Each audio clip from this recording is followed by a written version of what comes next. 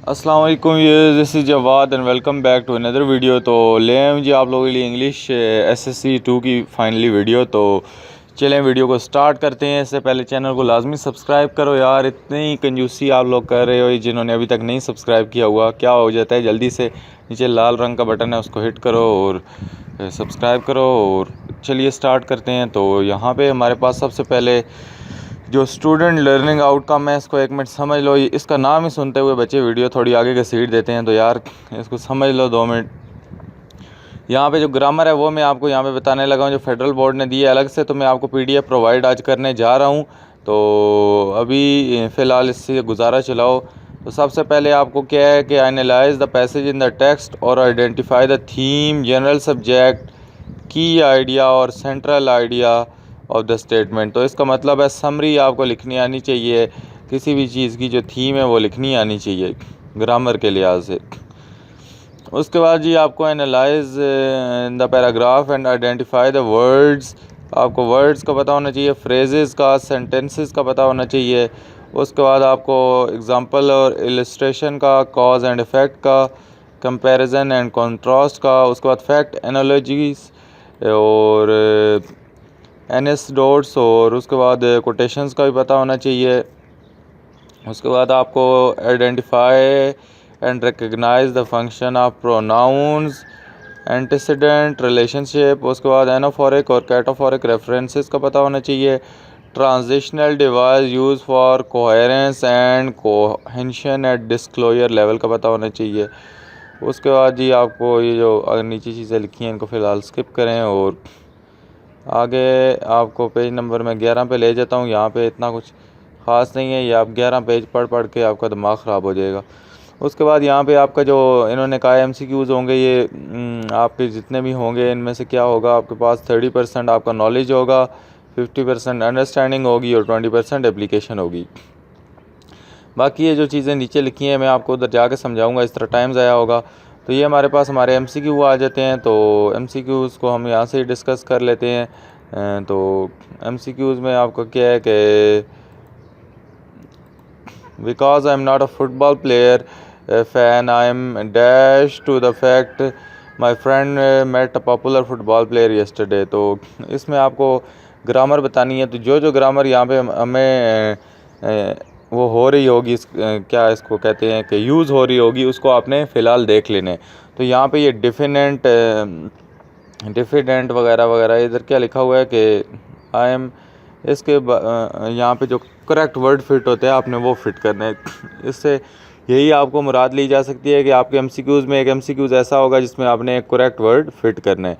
उसके बाद एनालॉजीज़ आ गई, ये इसको वर्बल्स कहते हैं। तो clock is to time and clock is to time as thermometer is to temperature. जिस तरह क्लॉक टाइम से होती है, क्लॉक टाइम दिखाती है, तो थर्मामीटर क्या करता है, टेम्परेचर मेजर करता है। उसके बाद the paint spilled all over the floor, the sweeper had big mess to clean up, choose the suitable transitional device for following.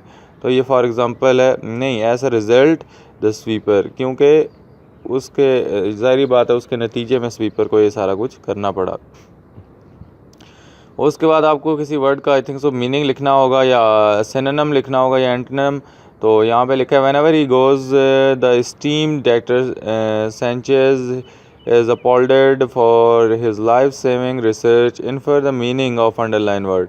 तो यहाँ पे आपने मीनिंग निकालना है इस अंडरलाइन वर्ड का। तो डेफिनेटली आपको इसका मीनिंग लिखना होगा और कई बार इसका आपको जो अपोजिट मीनिंग होता है वो लिखना होगा। तो उसके बाद आपको जो अगला एमसीक्यूज़ आएगा, एमसीक्यूज़ आपके कंप्लीट ग्रामर से। He was snug S big in रग द सेंटेंस कंटेन। तो आपको सिमिली, मेटाफोर और पर्सोनिफिकेशन के बारे में भी पता होना चाहिए। उसके बाद जी Zahid looks a noble person but he always becomes dash for any good deed, choose the suitable option. तो यहाँ पे भी आपको कोई मुनासिब सा वर्ड यूज़ करना है जिसमें एन ऑब्स्टिकल, ऑब्स्टिकल का मतलब होता है कि रुकावट बन जाता है। जब भी कोई काम आ जाता है, अच्छा काम आता है, तो उसमें क्या करता है, रुकावट डाल देता है। उसके बाद कहता है कि I believe if you lower taxes that so people can keep more of the money they will earn dash for them to work harder, choose a suitable option, फिर आपने एक सूटेबल ऑप्शन लिखना है, तो a protection for them to work harder इसमें आएगा। उसके बाद आइडेंटिफाई द कंपाउंड सेंटेंसेस, तो इसमें आपको पता चल गया कि ग्रामर में आपको क्या आना चाहिए, कंपाउंड सेंटेंसेस। और इसका ये हमारा आखिरी वाला, I haven't seen my grandmother since I came to Germany. उसके बाद a dash of sailors were on board to start voyage towards Arabia, इसमें एक आपने सही सा वर्ड देना है, तो यहाँ पे अ क्रू ऑफ सेलर्स। उसके बाद there was a dash inside the building was empty there was nobody inside, तो यहाँ पे भी सूटेबल वर्ड आपने डालना है। उसके बाद यहाँ पे एडवर्ब ऑफ मैनर है, which of the following sentence possesses the adverb of manner, तो आपको एडवर्ब ऑफ मैनर भी आना चाहिए। तो इसमें ये हमारा फर्स्ट ऑप्शन है, he has firmly discarded the idea of attacking the enemy. उसके बाद ये choose the sentence with an adjective clause, तो इसका मतलब है आपको एडजेक्टिव क्लॉज भी पता होनी चाहिए। यहाँ से फ़िलहाल आप ग्रामर की हिंट्स लें, बाद में मैं आपको टोटल ग्रामर साथ में उसकी एक्सरसाइज सॉल्यूशन दे दूँगा। उसके बाद the United Nations often tries to dash in conflicts, तो यहाँ पे आपने सूटेबल वर्ड्स के जो करेक्ट स्पेलिंग है वो आपने चूज़ करनी है, तो एक आपको स्पेलिंग वाला भी आएगा। उसके बाद which of the following sentences contain the best synonym, तो सिनोनिम मतलब सेम मीनिंग वाला आपने इसका मीनिंग लिखना है। लेयर का during repose I enjoy reading, तो यहाँ पे आपने इसका ऑप्शन ए कर देना है। उसके बाद fortunately the explosion dash asteroid from a course would have send in, तो इसमें क्या करना है जी, इनफर सूटेबल वर्ड, तो ये इनफर आपको ग्रामर में बताया हुआ है कि आपने सूटेबल वर्ड ढूंढना होता है, तो डाइवर्टेड है इसका। फिलहाल आगे चलते हैं जी, आपका ये सेक्शन बी है, इसमें आपके ये पैराग्राफ आएगा। पैराग्राफ आपका ये लिटरेचर वाले चैप्टर से आया हुआ है, और इसका आपने क्या काम करना है, इसमें हमेशा यहाँ पे 2-3 अंडरलाइन वर्ड होंगे, जिस तरह यहाँ पे नरिशमेंट है और एविडेंस है और ग्रैंडियर है। तो यहाँ पे क्या है कि आपको जो क्वेश्चन आंसर आएंगे, क्वेश्चन आंसर में जो सबसे पहले, एक मिनट में इधर आ जाता हूँ इसमें ही नीचे, तो ये पैराग्राफ हमारा आ गया। इसके जो क्वेश्चन आंसर आपको आएंगे, क्वेश्चन आंसर आपके लाजमी जो होंगे क्या होंगे, इसमें जो क्वेश्चन नंबर 1 होगा, first question is about summary and also give a suitable title. अगर आपको समरी नहीं लिखनी आती तो बताएं, मेरे पास इसकी वर्ड फाइल रेडी है, मैं आपके लिए समरी सिखा दूंगा, आपको लिखा समरी लिखना सिखा दूंगा। तो ये बहुत इंपॉर्टेंट है, इसके 6 नंबर है आपके पास, एक टाइटल का नंबर है और 5 समरी के। उसके बाद ये जो क्वेश्चन आंसर है, what are the benefits of books, तो ये आपने यहाँ ऊपर से ढूंढ लेने हैं। तो एक मैं आपको अभी ढूंढ के दिखा देता हूँ बेनिफिट्स ऑफ बुक, तो इसमें आप ये कर सकते हो कि books makes us travel at the road during the journey we are connected with humanity, और उसके बाद जी they help us to comprehend our faults and aspirations, और यहाँ पे आप इसमें मज़ीद भी ऐड कर सकते हो, reading provides the deepest connection to the morals, ये सारा भी आप लिख सकते हो, दरमियान से बेशक स्किप ना करो। उसके बाद books are the source of comfort, they are shape shelter throughout human history, और ये सारा कुछ, बुक्स आर द ब्रिजेस, तो इसमें से आप ये पॉइंट लिख सकते हो, बेशक लंबी चौड़ी कहानी ना लिखो। तो आगे दूसरा भी बता देते हैं जी, what does author mean by slow food and fast food, तो स्लो फूड यही होता है कि यार ये किताबें होती हैं आराम आराम से हमें नॉलेज देती हैं, आजकल मीडिया का दौर है तो उसमें फास्ट फूड है, तो ये इधर आ गया जी,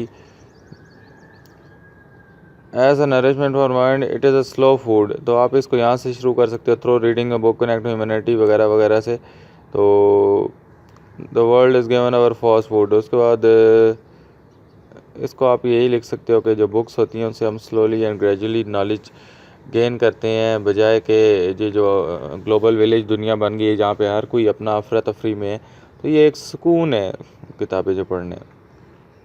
उसके बाद what kind of player do the book offer, और इसमें वही प्लेयर हैं, ये ऊपर ही होगा। Both types of pleasure books और other types of pleasure as well, they joy fragrance and is immeasurable, the pleasure of their understanding is addiction to it, वगैरह वगैरह वगैरह। उसके बाद जी आपको लिखना है, how libraries are evidence of grandeur of, ये इसका आंसर यहाँ है, libraries are evidence of ग्रैंडवर civilisation, ये पीछे से आपने बुक से लिख के एंड इसको यहाँ पे कर देने। उसके बाद what kind of world humans will have without books, तो यहाँ पे कहाँ होगा, यहाँ से शुरू करना है, इट इज़ इम्पोर्टेंट से शुरू करके वॉइस तक इसका आंसर है।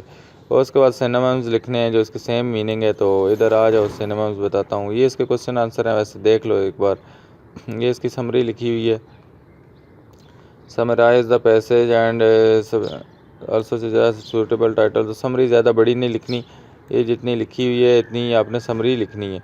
उसके बाद what are the benefits of books है, इसका ये आंसर है नीचे। उसके बाद what does author mean by slow food and fast food. तो उसके बाद what kind of player do the book offer. तो पैराग्राफ आपको जो मर्ज़ी आ जाए, इसमें पूछने वाली बात नहीं है कौन सा इंपॉर्टेंट है कौन सा नहीं इंपॉर्टेंट। भाईजान सारे इंपॉर्टेंट है, आप इनको बस कर लिया करो। और ये हमारे इसके क्वेश्चन आंसर हैं, इनको देख लो यहाँ से किसी ने देखने हैं। तो सिनोनिम्स आपने इसी तरह प्यारा सा ये वर्ड सिनोनिम्स का बॉक्स बनाना है और एक साइड पे वर्ड्स लिखने हैं। तो यहाँ पे 3-3 लिखें, आप एक एक लिख दो। ये फूड इसका लिख दो, इसका प्रूफ, इसका मैग्निफिकेंस, तो एक एक ही आपका काफ़ी है। उसके बाद जी हमारी पैराफ्रेजिंग आ जाती है स्टेंजा की। तो इधर हम वापस चलते हैं अपने क्वेश्चन पेपर पे। तो paraphrase one of the following stanza. तो इसके 2 नंबर हैं, ये आप 2 नंबर देख सकते हो पैराफ्रेजिंग के। ये ट्राई अगेन वाली है एक, और ये काइंडनेस वाली। इसमें से आपकी दोनों इंशाल्लाह बुक से ही आएंगी, नहीं आती तो एक आएगी। तो आपने पोएम्स दोनों कर लेनी है जो भी आपकी बुक में हैं। तो यहाँ से इसकी आपने पैराफ्रेजिंग करनी है। तो पैराफ्रेजिंग आपको मैं दिखा दूँ कितनी कुछ करनी है। ये देखें, ये इसका ये जो पैराफ्रेज है question 3 paraphrase the following stanza, ये 2 लाइनों की आपने इसको अपनी वर्डिंग में लिख देनी है। ज़्यादा लंबा चौड़ा नहीं काम करना, क्योंकि आपको मैं बता दूँ कि 2 नंबर हैं और फजूल में आप पैराग्राफ लिखने बैठ जाएंगे तो वो इसकी पैराफ्रेजिंग भी नहीं होगी, वो भी गलत तस्वर हो जाएगा और बाकी आप लोगों का टाइम भी ज़ाया होगा। तो आगे चलते हैं जी। हमारे पास जो अगला आएगा कि read the following stanza and answer the following question. तो ये ड्रीम्स वाला आई थिंक सो बुक से बाहर आया हुआ है। और उसके बाद ये जो दूसरे वाला हमारे पास स्टेंजा है, ये हमारी अपनी बुक से बाय द वे जो भी है। तो इसमें से आपको कितने क्वेश्चन आंसर आ रहे हैं? 2 क्वेश्चन आंसर इसने दिए हुए हैं यहाँ पे। बड़ी बात है, यहाँ पे आपको 2 क्वेश्चन आंसर दिए हुए हैं इन्होंने। उसके बाद give the example of metaphor. तो आपको मेटाफोर पता होना चाहिए पोएम में क्या होती है। और उसके बाद write down the theme of the poem. तो थीम भी आपको लिखनी आनी चाहिए। मैंने आपको स्टार्ट में ग्रामर में बताया था कि आपको ये दोनों चीज़ें आनी चाहिए। तो यहाँ पर देख लेते हैं। तो ये हमारे पास काइंडनेस वाला ये सारे इसके क्वेश्चन आंसर हैं। तो ये हमारे पास read the following poem and stanza carefully आ गया। और यहाँ पे इसके क्वेश्चन आंसर आ गए। Give the example of metaphor. तो उसको मेटाफोर की एग्जांपल ये है, life is broken wing bird, life is a barren field. तो इसके साथ लाइफ को इसने उसके साथ तशबीह की हुई है, जोड़ा हुआ है। तो उसके बाद write down the theme of the poem. तो थीम भी आपने ये 2 नंबर की है। तो देखें, ये 2 लाइनों की थीम होती है, इसमें कोई लंबी चौड़ी चीज़ें नहीं लिखनी।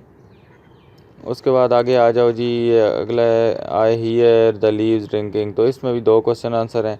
What does the poor and rich leave metaphorically stand for. और elaborate the implied message of the stanza. तो एम्पायर्ड मैसेज वही होता है, थीम होती है उसकी। तो यहाँ पे इधर भी दिखा देता हूँ आपको। What does the poor and rich leave metaphorically stand for. तो पुअर एंड रिच लीव से क्या होगा कि रिच लीव यही है, पुअर पीपल जो हैं सोसाइटी के पुअर लीव्स हैं और रिच लीव्स रिच बंदे हैं। तो ये आपकी हमारी अपनी बुक वाली पोएम है। उसके बाद आगे ये impaired message in the stanza is that upper leave. तो इम्पायर्ड मैसेज वही लिखना है कि जो भी उसका समरी, मतलब कि छोटी सी उसका वो बनती है मरकज़ी ख्याल, जिसको उर्दू में कहते हैं। छोटा सा आपने उसका आइडिया देना है कि पूरी पोएम में बात किस चीज़ की जा रही है, वही इम्पायर्ड मैसेज होता है। और उसके बाद ये फिल इन द ब्लैंक्स आ जाएंगी आपके पास, इसको आपने पुर करना है और with appropriate part of word. तो इसको हम इधर देख लेते हैं। ये फिल इन द ब्लैंक्स है हमारे पास। तो यहाँ पे आगे आपको दिया hardly we reach the school when the bell, आगे आपको ब्रैकेट में रिंग दिया हुआ है। तो रिंग की आपने यहाँ पे थर्ड फॉर्म रैंग यूज़ करनी है। उसके बाद I wish I be a children. तो I wish I were a children होगा। उसके बाद the doctor suggested that the patient lose weight, patient should lose weight. उसके बाद to take pay and not to work be dishonesty. तो ये इधर is dishonesty हो जाएगा। बाकी ये सोल्यूशन आपके पास भी होगा, इसको देख लेना है। उसके बाद change the 4 bold sentences into indirect. तो इसको आपने इनडायरेक्ट में करना है कि ये जो बोल्ड है ये नीचे ही वाज आस्क्ड, यहाँ से आपने सिर्फ इसको चेंज करना है, बाकी पूरा वो लिखने की ज़रूरत नहीं है। तो इसी तरह इनको भी आपने इनडायरेक्ट सेंटेंसेस में चेंज कर देना है। और ये नीचे वाले भी हैं, इनके भी आपको कितने 4 नंबर मिल जाएंगे। उसके बाद जी आप डू एज डायरेक्टेड आ गए। डू एज डायरेक्टेड में आपको ये जो भी आगे लिखा होगा कि पहले को आपने क्या करना है, चेंज इनटू इंट्रोगेटिव सेंटेंस में चेंज कर देना है। उसके बाद जो दूसरा है उसको आपने नेगेटिव सेंटेंस में चेंज करना है, तीसरे को इम्पेरेटिव में, चौथे को इंट्रोगेटिव में, और पाँचवें को फिर नेगेटिव में, और छठे को भी नेगेटिव में। तो आपको ये इंट्रोगेटिव, नेगेटिव, इम्पेरेटिव ये सारे सेंटेंसेस भी आने चाहिए, तब भी आप इनको चेंज कर सकेंगे। उसके बाद सेक्शन सी में आए तो आपके जो सबसे पहले 8 नंबर आ जाएंगे। आपको एप्लीकेशन या लेटर लिखना आना चाहिए, तो ये बहुत ही ईजी है, इसमें आप 8 नंबर आराम से सिक्योर कर सकते हैं। इसका पैटर्न मैं आपको बता दूंगा, अभी बल्कि दिखाता हूँ और बाद में भी क्लियर कर दूंगा। उसके बाद आपका जो आएगा identify describe your daily routine using appropriate correct transitional devices. तो ये देखें ट्रांजिशनल डिवाइसेस, तो इनको आपने यूज़ करना है अपने पैराग्राफ में। जो पैराग्राफ होगा आपका 6 नंबर का होगा। और उसके बाद क्या होगा जी, राइट ऐसे क्वेश्चन नंबर 7 बहुत बड़ा इंपॉर्टेंट क्वेश्चन है, जिसमें आपको 3 ऐसे की चॉइसेस देंगी। अब इसमें कोई भी मेरे से ऐसे की चॉइस ना पूछे कि हमारा कौन सा इंपॉर्टेंट है। इसमें मैं आपको जो बताता हूँ कि एक मीडिया वाला कर लो, वो मुझे लगता है, और दूसरा इन्फ्लेशन वाला कर लो, वो ज़्यादा इंपॉर्टेंट लग रहे हैं मुझे। और अभी चलते हैं ना इसकी सोल्यूशन पे और थोड़ा डिस्कस करते हैं। तो ये हमने जो बोल्ड सेंटेंसेस थे इनका, ये हमारे पास सारे का सारा क्वेश्चन था, ये कंप्यूटर प्रोग्रामर तक। तो आपने ये जो दूसरा ऊपर लिखा हुआ है जो बोल्ड नहीं हुआ हुआ, इसको आपने उसी तरह लिखना है, और आगे ये I want to change the job exact वही लिखने हैं, ठीक है। तो इसमें हमारे पास ये सारे लिखे हुए हैं, और इनमें से इसके आंसर ये हैं। ये देखें सारा राशिद वाला वो सारा लिखा है, तो सिर्फ आगे आपने ये जो बोल्ड वाला था इसको चेंज कर देना है, जिस भी ऊपर उसने कहा हुआ है इसको आपने इनडायरेक्ट स्पीच में चेंज करना है। जो चीज़ बोल्ड हुई ये सारे को नहीं करना। ये इसके आंसर्स हैं, तो आप इसको लाजमी देख लें यहाँ से। और उसके बाद ये to this question he replied, ये आपने आगे चेंज करना है। उसके बाद when an interviewer asked him, उसके बाद राशिद रिप्लाइड, ये यहाँ से सारा। उसके बाद डू एज डायरेक्टेड है, ये जो आपने 4 करने हैं। तो इसमें इंट्रोगेटिव में पहला चेंज हमने करना था, और ये चेंज हुआ है। और दूसरा हमारे पास जो था ये हमने नेगेटिव में चेंज करना था, और ये हमारे पास नीचे हुआ है। तीसरा हमने इम्पेरेटिव में करना था, और जी चौथा जो था इंट्रोगेटिव में करना था। और जो हमारे पास 5वां है ये हमने किस में करना था, ये नेगेटिव में। और जो छठा है ये हमने नेगेटिव में। तो इसी तरह सेक्शन सी पे आओ तो एप्लीकेशन का यहाँ पे जो आ गया, एप्लीकेशन के ये पैटर्न यहाँ पे 2-3 पैटर्न रिवॉल्व करते हैं। तो ये वाला भी ठीक है और वह दूसरा भी ठीक है। एप्लीकेशन में आप ने मैनेजिंग डायरेक्टर को लिखनी है, तो ज़ाहिर बात है फिर आगे ये एग्ज़ामिनेशन हॉल आप लिखोगे, सिटी ABC लिखोगे। एग्ज़ामिनेशन के हॉल के आगे कामा लाजमी लगाना है, और सिटी ABC लिखोगे। फिर आपने डेट लिखनी है नीचे 22 जनवरी 2020, और उसके बाद एक लाइन छोड़नी है, बल्कि एक लाइन नहीं छोड़नी। उसके बाद आपने क्या काम करना है, मैनेजिंग डायरेक्टर लिखना है, और उसके बाद फर्म DEF लिखना है। मैनेजिंग डायरेक्टर कामा फर्म DEF कामा सिटी ABC डॉट। उसके बाद एक लाइन छोड़नी है, और फिर लिखना है जी सब्जेक्ट में आपने जो भी लिखना है। उसके बाद एक और लाइन छोड़नी है, और रिस्पेक्टेड सर लिख के कामा आगे डालना है। और आगे एंड पे आपने लिखना है जी यूर सिंसेरली कामा, और उसके बाद XYZ। और उसके बाद यहाँ पे दूसरा है लेटर। तो लेटर में भी आपने यही करना है। ये एप्लीकेशन है, एप्लीकेशन में अगर आप ये एग्ज़ामिनेशन ऑल सिटी ABC और 22 जनवरी नहीं लिखना चाहते तो बेशक ना लिखें, क्योंकि ये लेटर में होता है और एप्लीकेशन में नहीं होता। तो आप इसको डायरेक्ट मैनेजिंग डायरेक्टर से स्टार्ट कर सकते हैं। आप ये ऊपर जो 3 लाइनें ना लिखें। अगर आपकी टीचर ने आपको नहीं लिखवाई हुई तो आप ना लिखें, आपका पैटर्न बिल्कुल दुरुस्त है। उसके बाद हमारे पास ये जो लेटर वाला आ जाता है, तो लेटर में एग्ज़ामिनेशन हॉल कामा सिटी ABC कामा 22 जनवरी, तो इसमें आपको एग्ज़ामिनेशन हॉल लिखना पड़ता है। तो इसमें इसी को फॉलो करें। उसके बाद the editor comma the news comma और सिटी ABC डॉट। तो इसमें भी ये एग्ज़ामिनेशन हॉल के आगे कामा है, एडिटर के आगे और द न्यूज़ के आगे कामा है, तो इसको आपने ख्याल रखना है। उसके बाद सिटी ABC लिख के एक लाइन छोड़नी है, और फिर सब्जेक्ट लिखना है। फिर एक लाइन छोड़नी है, और फिर क्या लिखना है, रिस्पेक्टेड सर। आखिर में इसी तरह यूअर्स सिंसेरली लिख के एक्स वाई कॉमा डालना है। यूअर्स के दरमियान में कॉमा नहीं आना चाहिए, वाई और यू आर एस इसी तरह लिखा जाएगा और सिंसेरली के बाद कॉमा लगेगा और उसके बाद एक्स वाई जी। उसके बाद ये हमारा पैराग्राफ आ गया जो हमने ट्रांसलेशनल डिवाइसेस के उससे लिखना था। तो यहाँ पे माय डेली रूटीन का ये लिखा हुआ है और उसके बाद आपको कोई भी वो दे सकता है और ये इजी है, मैं आपको सिखा दूंगा किस तरह लिखने हैं। और आगे चलें तो क्वेश्चन नंबर 7 में हमारे पास ये जो ऐसे आ गया नीड फॉर ऑनलाइन स्टडीज़, ये अनइम्पोर्टेंट ऐसे है, इसको देख लो। 200 से 250 वर्ड में आपने ये देखो पैराग्राफ की शक्ल में लिखना है। यहाँ तक हमारा ये पैराग्राफ ख़त्म हो गया, यहाँ तक ये पैराग्राफ ख़त्म हो गया और फिर हमने ये नया पैराग्राफ शुरू कर लिया और फिर ये नीचे से नया पैराग्राफ शुरू कर लिया और उसके बाद ये छोटे छोटे पैराग्राफ्स में करके आपने ऐसे लिखने हैं। उसके बाद how can we save environment, ये भी अनइम्पोर्टेंट टॉपिक है, इसको भी छोड़ दो। तो इसमें भी ये देखो एक पैराग्राफ, फिर दूसरा पैराग्राफ, फिर ये तीसरा पैराग्राफ, फिर ये चौथा पैराग्राफ और फिर पांचवा पैराग्राफ। तो इसी तरह आपने इस तरह लिखने हैं, कम से कम 5 पैराग्राफ लिखें ताकि 5 2 10 हो जाए। उसके बाद use of cell phone at school, थोड़ा टॉपिक है, सही है, इंपॉर्टेंट है, इसको देख लो। तो इसमें भी ये पहला पैराग्राफ है, फिर ये देखो 2 पैराग्राफ, उसके बाद ये 3 पैराग्राफ, 4 पैराग्राफ और फिर 5। तो कम से कम आपके 5 पैराग्राफ होने चाहिए। और आगे दूसरे वाले पे भी चले जाओ तो यहाँ पे भी आपको देखो ग्रामर में आपको तेज़ी से करा देता हूँ। ये डिटेल्ड वीडियो बनाने का मकसद यही है, आपके पास ये पहले से थे लेकिन आपकी जो समझ बूझ है ये ताकि आपको आ जाए। इसी तरह आपको ये फिल द रेलेवेंट बबल आपने करना है। इसमें आपको क्या क्या चीज़ें आनी चाहिए, एडवर्ब ऑफ प्लेस आनी चाहिए और उसके बाद ही आपको एडजेक्टिव फ्रेज़ आना चाहिए और उसके बाद आगे जो आए करेक्ट स्पेलिंग्स आपको आने चाहिए और उसके बाद जी हमारे पास with the following contain best synonyms आपको आने चाहिए, एंटोनिम्स आने चाहिए और उसके बाद सूटेबल वर्ड्स दोबारा आ गए, सूटेबल वर्ड्स के ज़्यादा एमसीक्यूज़ आएंगे।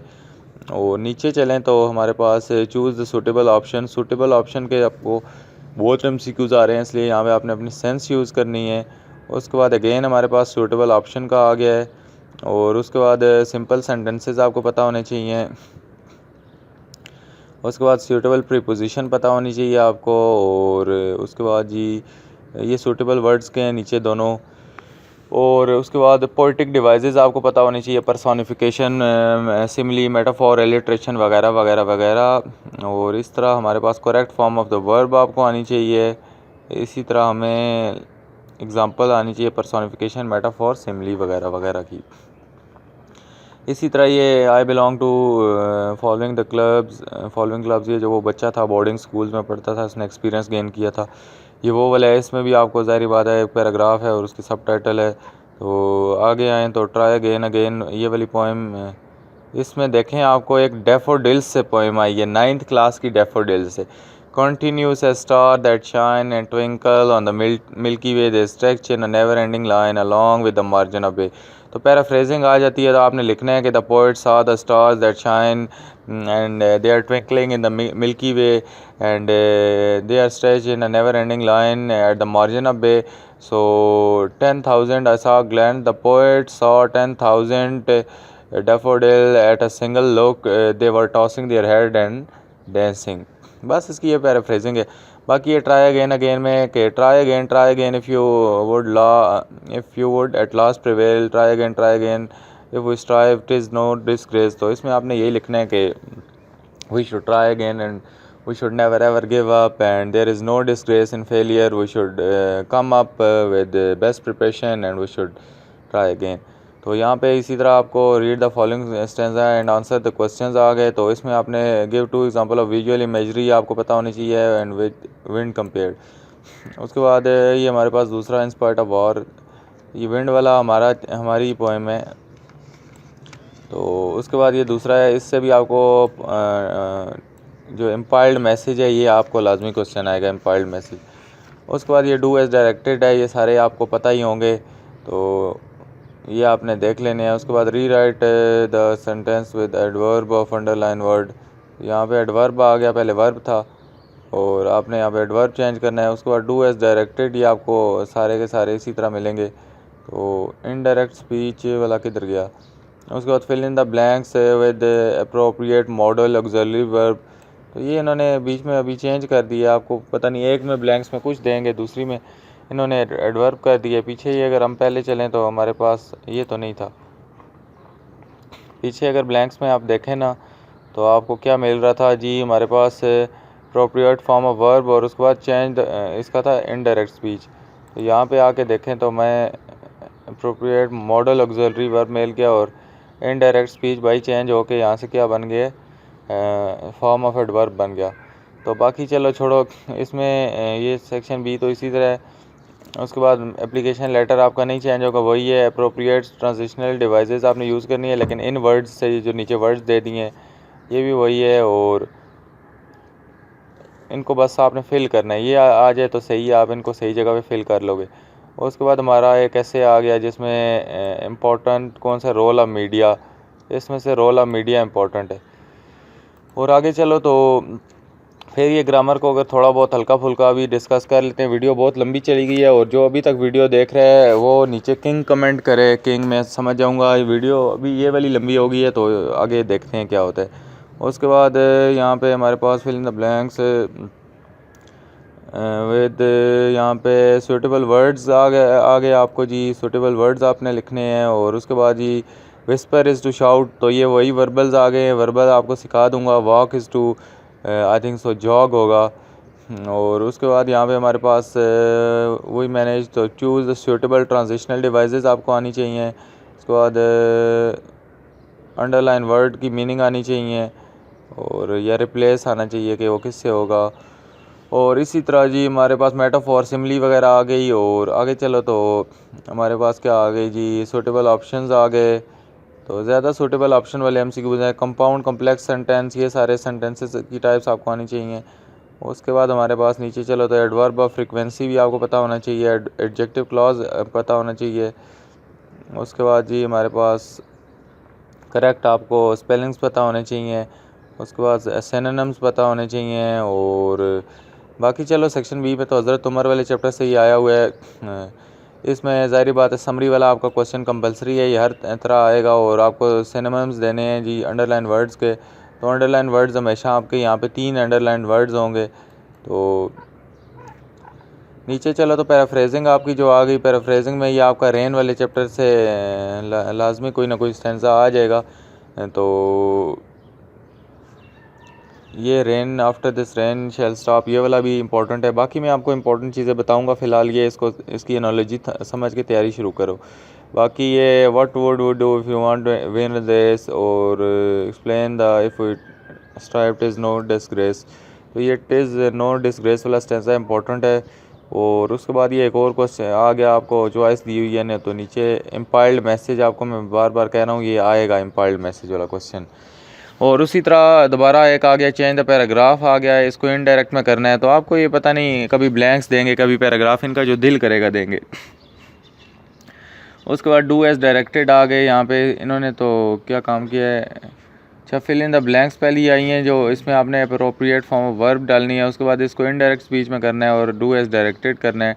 डू एज डायरेक्टेड तो आपका आएगा ही आएगा सारों में। उसके बाद ये हमारी एप्लीकेशन आ गई। एप्लीकेशन जिस पे भी आया आपको कोई मसला तो नहीं होना चाहिए, सिर्फ नाम चेंज करने हैं और थोड़ी बहुत बीच में से चीज़ें चेंज करनी होती हैं। या तो फिर आप लेटर कर लो।